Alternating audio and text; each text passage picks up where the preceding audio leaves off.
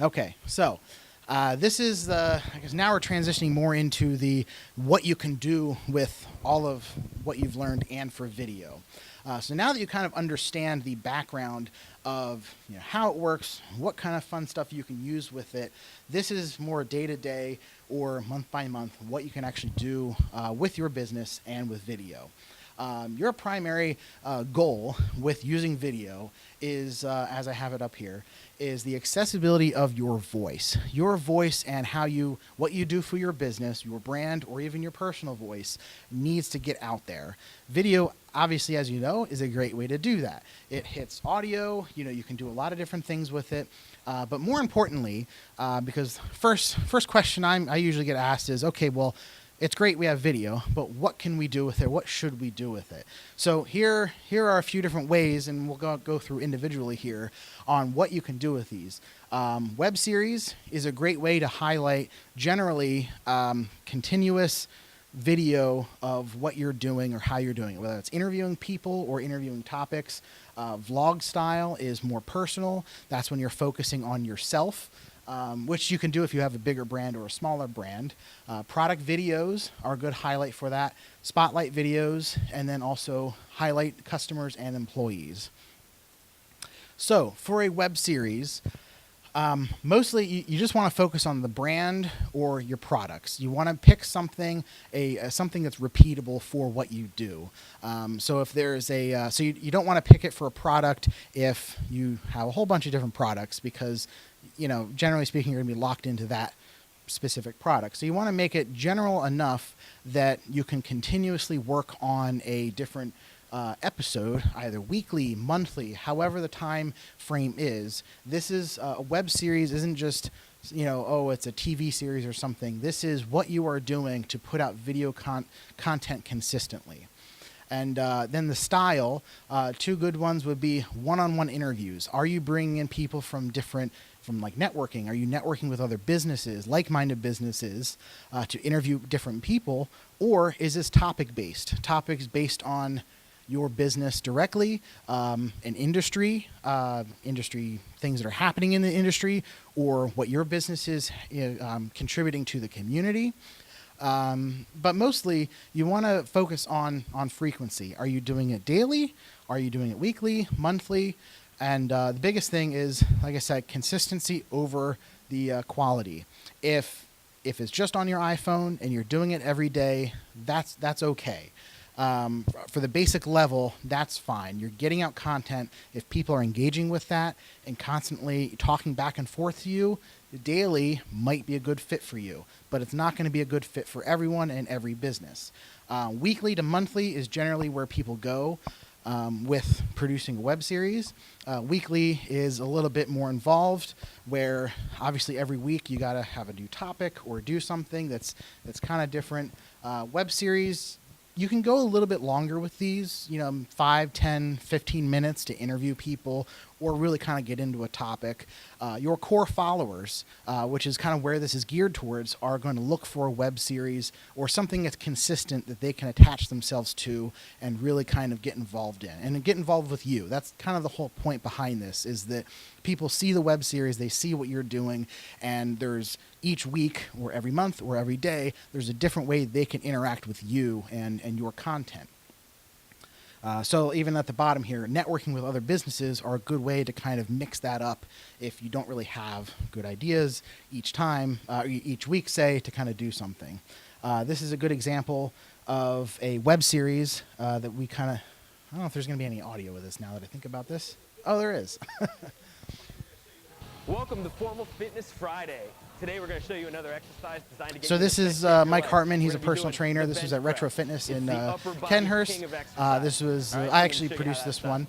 And the whole basis on the series is Formal Fitness Friday. So every Friday, he actually, as a personal trainer, steps you through a different workout that he does in the gym that he would normally do with his clients. But the goal is each week is to talk about something different. We did ones on treadmill, even just basic, what do you do on a treadmill, to the bench press, to how do you do the ropes, what's important with each of them. the whole press it goal for straight up. him is to consistently You're gonna deliver come down to content, about 90 even if degrees. it's Should be basic, about an inch on the from your basic chest. level, And you're that gonna is exhale. something that engages with his clients to you say, push oh up and yeah, away.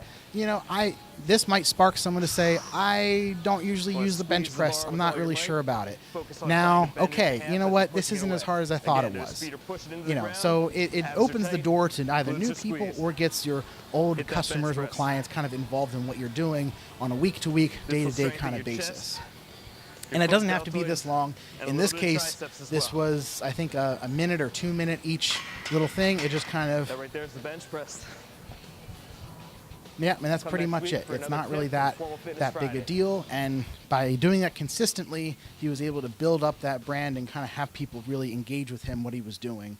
For him in particular, and you can ask him about this, I'm not saying this, but this Formal Fitness Friday series was one of the best ways for him to market his business than he's ever done with like print or anything else. And the reason why was because it wasn't just a paid Facebook advertisement, which there's good reasons to use those too, but this was just consistent. It always hit on a Friday. His clients or people he knew in the gym, he could point them to and say, hey, go to this and go check it out and write me a comment. What do you think of it? You know, what should I hit next week? What new workout should we do?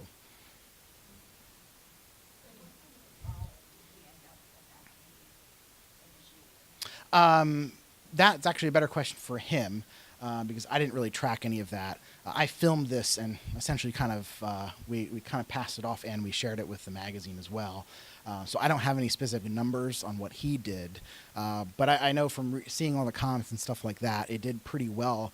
Usually from what he normally does, which is just kind of post motivational photos and things like that from other influencers or things like that from Facebook or Instagram. So being able to kind of put this out was really just something different, but more positive because it kind of focused on him. Is there a target length that you go for? It depends on the topic. So what business do you have, or what would you be, events? Okay, so it depends on the topic. So maybe for events, if you're going to be interviewing someone or talking to someone, maybe a vendor or maybe a venue or something, depending on how in depth you would want that to go, would determine the length. So I've filmed ones that have been 20 minutes long, and that does seem long. However, this was for nonprofit consulting and everything, but for the client base, which were other professionals looking to in higher nonprofit ends who wanted to kind of really kind of dive deep into that, that was really exciting for them to kind of say, okay, I can see different people in different nonprofits that are kind of at my level and what are they doing. So that was okay to be at 20 minutes because the reach for something like that wasn't general, wasn't everyone. The core following, though, and that's what's important for all of this, is that if you're hitting your core followers and the people who want to really be following you, they're going to watch it. Obviously, they might not watch everything when they're scrolling through on their lunch break, but they're going to watch it. They're going to get involved on some level. And that's kind of the point, is that they know they can come back to it. They can rewatch episodes, similar to a podcast in that sense, that you can go back and listen to it. You can go back and engage with it later. So it without kind of going very specific, you know, it kind of depends on what the web series would be about. But generally speaking, you know, you can make them even starting out. If you just wanted to do 5 minutes and that was it, that's okay. You know, you can kind of gauge then if people really want a lot more, or if that was way too much. You know, and we'll talk about this later in analytics of everything. You can kind of see, where do people fall off at the end? Are they watching it the entire time? Are they only watching it for a minute? And kind of gauge from there. Consistency, when you do enough of these, you'll be able to kind of say, okay, I can kind of pull that information out. And so that's kind of the goal behind this whole little workshop too, is to know that the more consistent you are with all of this stuff, the more you'll see results. Whether you'll like them or not, you can do something with that. And just by taking out your phone and just kind of saying, here's what I can put a video of, or maybe I filmed this and just put it out there and now I stopped, you're not really going to get the value from that you would before. So, oh yeah. What were you using? Is it an iPhone? Were you using Oh, this was the camera that's back there, the Canon 80D, with that wider angle lens on it. I was using this was a year and a half ago. I bought actually a different gimbal.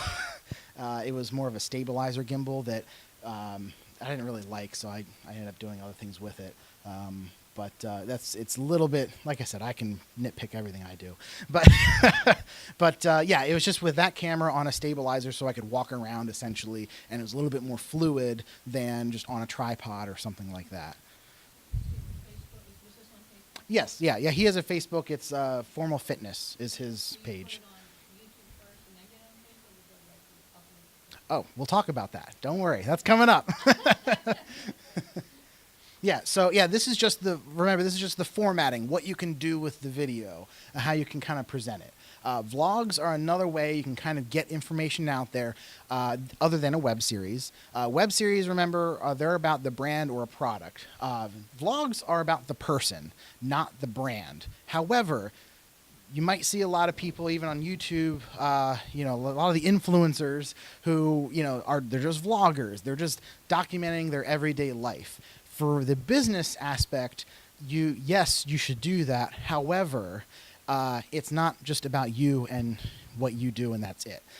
When you have a business, if you're an entrepreneur, that kind of thing, or even a part of a nonprofit, the vlog can fill in the gaps, almost kind of like the behind the scenes of what your brand is. And that's kind of where it's kind of best used, is if you normally do X, Y, and Z, here is kind of the behind the scenes of going to a meeting, or we're talking about this, or going through different kind of things. It kind of gives, again, your core followers a different way to look at stuff. Now, the personal part of this is that you're narrating it. The story is kind of about you and what you're doing with and through your brand. So the web series is more about your brand, about products where you can answer questions and not. The vlog is kind of fills the gaps of how to format the behind the scenes type of look. Also, just to kind of give you a little bit of overview on how you can kind of frame this, you'll generally want web series. A web series is mostly can be just as basic of an interview or the topic just in front of the camera, maybe a little intro with your logo. But vlogs, if you want to do them right, they're very basic, but a few clips, maybe a time lapse, some background music. The body of it is mostly going to be about what you're doing, how you're doing it, cut, different things you're doing, whether it's a day or a week. You spend the whole week to do a vlog. You can do that too, but you're constantly cutting back to the meat of what's happening in your day or what's going on. Again, related to your business though. Don't throw in personal things for no reason. It's not your personal vlog. You can do that on your own. If you're doing it for business, it does need to tie into your business. And then with the closing, just kind of close it with a time lapse or maybe a few clips. Overlay your logo. It's not that difficult to do. Or just place your logo at the end just to kind of give you some presence and your viewers some presence of who you are and what you're doing. You don't necessarily need to put in calls to action. Again, this is just a general behind the scenes and what you're doing. And we're not going to roll through the whole thing here. But this is kind of an example of what you could do with that. This is a few weeks ago when I met with the GRCA about doing work for the Penn Street Market. We did stuff with the magazine for them last year. So this was just mostly a general meeting with them. So if someone could tell you, it's just like it was like an hour meeting, but taking a boring meeting that you do, making it into something, what was it, like a 5-minute video or something like that people could actually watch. That's essentially what this did. Normally, none of this was about the actual, the meeting. All the meeting was completely skipped over. The point of a vlog is really to kind of go in behind the scenes. How are you getting there? Who are you meeting? Giovanni is in there too. Yeah. So, but it's behind the scenes. It's not the focus of the meeting that I had with Aaron. It's all that behind the scenes stuff. Getting there, going away. What were the takeaways? And like I said, this is just a time lapse. I use my hands a lot apparently. And I don't know which door to go out of. So, But yeah, it's just for as good or as bad as it is, video editing wise, it tells a story. I'm going back up to my car. I'm going back up. Now I'm on the roof just to briefly explain what we just talked about in your words. So you're not talking about the meeting directly or what you're doing directly. You're kind of highlighting the afterthoughts of that, what you can do with it, what you would be able to share with the public. And again, at the basic level, I'm not talking over myself. So for the basic level of it is that it's just something that your core following kind of see you and what you're doing and how you're doing it. That's pretty much it. And there's a lot of ways you can do that. There we go. So for the next one, which Rachel will like this one, but is product videos, product or service videos. These are not 5 minutes, 10 minutes about a huge, exactly how you do it and what you do it. Services, you kind of have to tweak a little bit of this to kind of to work in the service. But product videos are just highlighting the product. And if you do a lot of retail kind of items or even things that you'd sell on eBay or specific little items, it's a little bit easier to do. If you do services, you kind of have to work it into something a little bit. But mostly you're just focusing on the key elements of that particular product. Not all of them, just one. And a variety of angles. You can kind of use slow motion. You can kind of to showcase the product, use a little background music, end with a call to action or maybe your logo or something like that. But the goal of product or service videos is to have a whole list of 20, 30, how many you have, of just videos that you can put out on social media, keep going around with them. Either put them on paid search or paid Facebook paid advertising and kind of boost them up. They're just touch points. That's really all they are. They're not. Yes, you can use them if you're doing e-commerce. You can embed them into your e-commerce website. That would give you another showcase on how to feature your product. But mostly they're just kind of what is the product and how is it. The goal here is quantity. You can just put out a whole bunch of these things, very short amount of time, 20 to 30 seconds each. And if you kind of cut them, there's no heavy editing involved. It's just kind of a few different cuts and throw them up throughout the mix of everything else you do. And it's a good way to kind of showcase some of that. I think, Freddie, you do some with like the business cards and things. Sometimes you kind of just highlight them, right? See, that's a good example of them too, if you go to his Facebook page. But that's kind of it. It's just kind of a little showcase of it. Yeah, I follow you. I know you. So this is one. This is a good example of one from this Rachel in the Salt Lounge. Like I said, it's just a few different cuts. This is which massage? Massage, yep. A little bit of background music, just showcases what it is, how it is, that kind of thing. Ends with their logo. That's it. It's not very complicated, but there's a lot of these, and you can kind of put them out. You can put them out, boost them on Facebook, get them out there. It's a really good way then to kind of just a touch point to get people engaged in just what you do on a basic level. This then would get people then into your web series, into different things that you can kind of reach into it and kind of say, okay, I want to learn more about what they do. Spotlight videos. So you have a web series, you have vlogs, you have product and service videos. Spotlight videos are kind of the generic everything else kind of video. And I mean that for, it depends on kind of what you're doing. If you're going to highlight events, if you're going to do product demos, if you're going to do anything else for marketing or involves your business, spotlight videos are pretty much the way to do it. Or I would say, in my opinion, the most effective way to put out a video that's not just filming just something random and then putting it up online. It's a little bit more tailored to what it is. So if you're a business and you do a lot with nonprofits or you're in the community doing things, take 10, 15 minutes and put out a spotlight video on whatever that thing you're doing is. You're kind of being more of the journalist here. It's not necessarily in that aspect. It doesn't have to be specific to your business and what you're doing. This could be highlighting something else that's happening, whether it's Art on the Avenue or something else. The point is that you're engaging with your audience to tell them that you know, either I'm involved in this event or this event's happening and here's my take on it, or here's just what's happening in general. Getting the community then involved in what you were doing.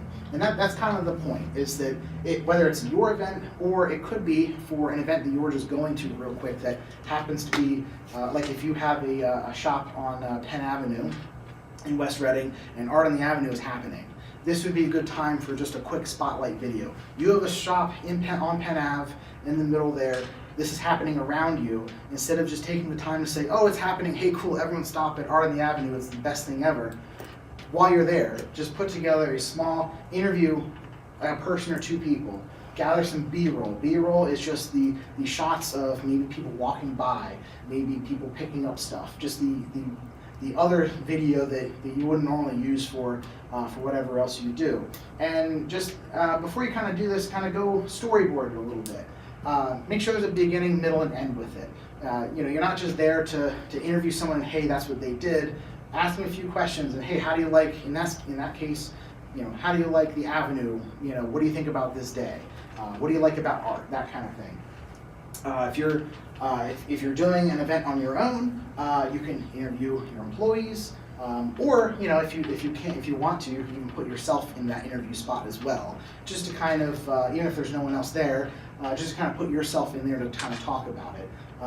It gets really easy to kind of mix these with vlogs in if you're going to do that, but the point is though, this is more community focused. You can grab the community into what your business is without necessarily hammering buy our product or service or pushing them out and saying, you know, you're being more the journalist here. You're focusing on this is what's happening in the community around me, and I'm just going to interview someone about it real quick, give them their story, what's happening here. Oh yeah, we're on the Avenue, or we're a part of this a little bit too, but it just gives you the broader sense for your core customers and for people later to say, oh yeah, that was really cool. They kind of put a little video together. And a lot of times, if it's a bigger event or something like that, the event organizers will share it. They'll put it out, and that's kind of the goal, is that you can get stuff like this in particular, maybe not your vlogs or your web series, those are a little bit harder, but if you're gonna be at an event, or if it's a demo, or if you're working with a partnership for some other company, they might actually share this if it's done in a little bit more of a journalistic way. And that's kind of the point here, is that this might seem like, okay, it might take me a half hour to find someone to talk to, or you know, to kind of go through, get some different B-roll shots. However, depending on the event it is, of course, it's not going to work every time, but if your business puts something like this up, that event might actually share it and say, hey, look at this kind of cool video highlighting the weekend it was, or the event it was. That's more exposure then for you to reach a different audience as well, and to kind of draw those people in to say, hey, we're not just about selling you something, we're about the community, we're about bringing other people together. So like I said, these don't have to be about you specifically, they can be highlighting other things that are happening. If you're going to rope this in, this could be a one episode web series too. You can think of it that way. So if you're going to do more of them, you could, in a specific topic, you could certainly spin this off into a web series. If a lot of people are kind of hooked on whatever video you did, that can certainly happen. So this is a good example of,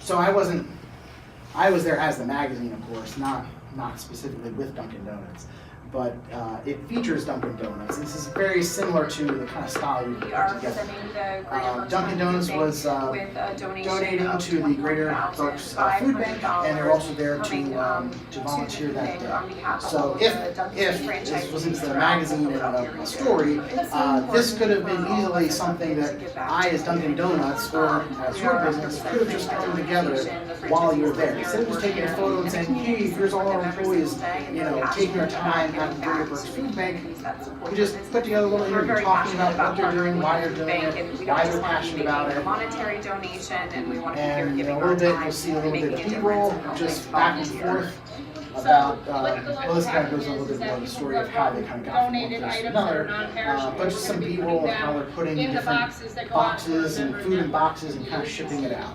And that's it. It's not really a long type of thing, but it's a good example if you're in Dunkin' Donuts or in your business kind of, business sense, you could produce something similar to this on a topic, and there you go. Throw this out, and a lot of people will see that you're very community minded. Like I said, the event organizers, or in this case, Greater Brooks Food Bank, might actually pick this up and say, hey, this wasn't really nice that they stopped by. And here's a video to kind of just show you exactly what they do and how you can get involved too. Approximately 7 million pounds of food every year to 300 So charitable this is food programs. media, But also the $5,000 grant award. marketing or development director. Foundation. the whole thing on iPhone? Specifically so Yeah, where oh yeah, you that's can the other thing too. All of this I is didn't shot know on my low iPhone. income I know. school children Yeah. home with a bag of food every Friday for the weekend.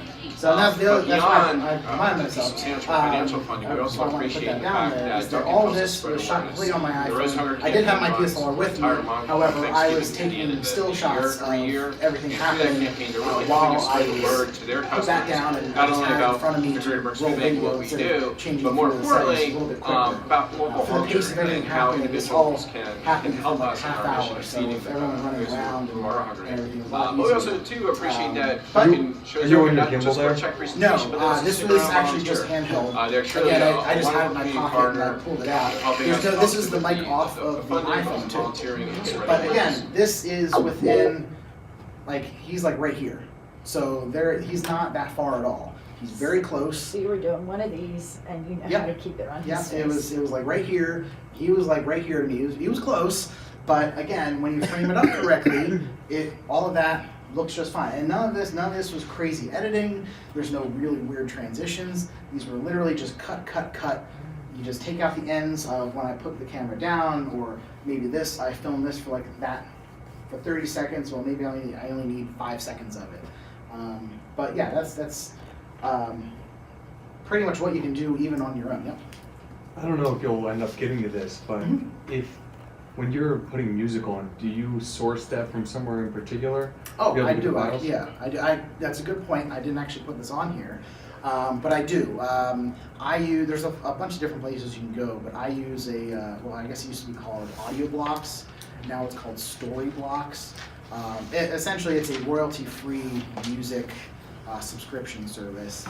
They have a whole bunch of sound clips in there too, a bunch of music. I'm going to be finding a few other places to go because I'm kind of running out of stuff that I can use for myself. I'm also doing stuff for the documentary too, so I kind of I have to find a whole bunch of different music for a whole bunch of different things. But they're just starting out. It's actually pretty. I forget how much exactly it is, but it's pretty inexpensive, and it's all royalty free. So you can use whatever for any length of time too. So even if you cancel your subscription, you're allowed to use it. If it goes on YouTube and YouTube puts a little ding against you, you can actually fight it and show them that you have the license for it and get it taken off and have it remonetized again. So I've done that, and because they only give you like so many of those if you lose them. But I actually bought one of them with that license, and they took it off. They said it was fine and I could use the music, so it works. So if you wanted to find other websites like that, Mhm. what would you type into Google? I probably royalty-free music license or something comparative. Copyright free? Yeah, sometimes copyright free. I know I think there are a few sites that give it away for free too. Ben Sound is good. What's that? Try Ben Sound. Okay, yeah, Ben Sound's a good one. yeah. There's a few good ones too. YouTube even has. Yes. Oh, and that's the other thing too is that YouTube has their own. I think it's in the Creator Studio that you can actually find your own. I mean, the only issue with that is that that's after the fact. If you're using YouTube's Creator to slice together your video, you can't really control where it comes in. I think you can control the fade of it and how. I think you can control that kind of stuff. I don't really use it, to be honest. But you're not really able to do as much with it because that's after you upload it. It's not while you're making the video. Does that kind of answer? And you just compile that in Premiere? Yeah. I mean, I go on and just kind of look to see what kind of fits with what I'm doing. Sometimes I'll source the audio beforehand if I'll find something something that goes along with it.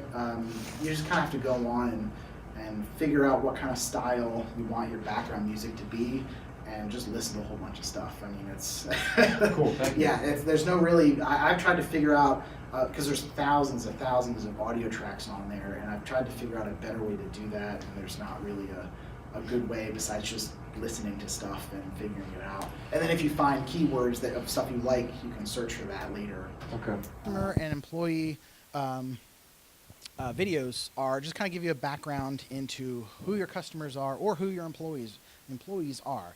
If you don't have a lot of employees or it's just you, yeah, it might be a little bit difficult. But kind of once you can use these for your website, embed them in places, or just directly on Facebook. Customer spotlights are probably going to be a little bit better for everyone, and that would just taking your best customer, bring them in to your office or your retail store or wherever, and saying, hey, just chat with me about what you do. You know, and it doesn't necessarily have to be specifically about your business and how they interact with you. It could just be about them.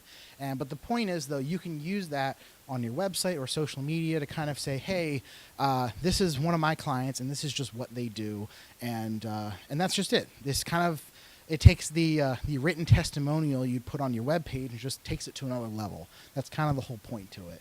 Is that they could write you something, or you could bring them in and just have them talk to you about it instead. And they can give you a little insight on what they do, how they do it.